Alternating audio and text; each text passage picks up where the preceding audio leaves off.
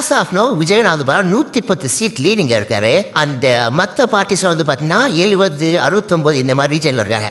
இதுபடி எல்லாம் ஜெயிச்சிட்டாங்க அப்படின்னா இங்க ஹங் அசம்பிளின்ற ஒரு பெரிய ப்ராப்ளம் வரும். ஹங் அசம்பிளி அப்படின்னு என்ன அர்த்தம்னா யாருமே மெஜாரிட்டியானா 118 சீட் எடுக்க மாட்டாங்க.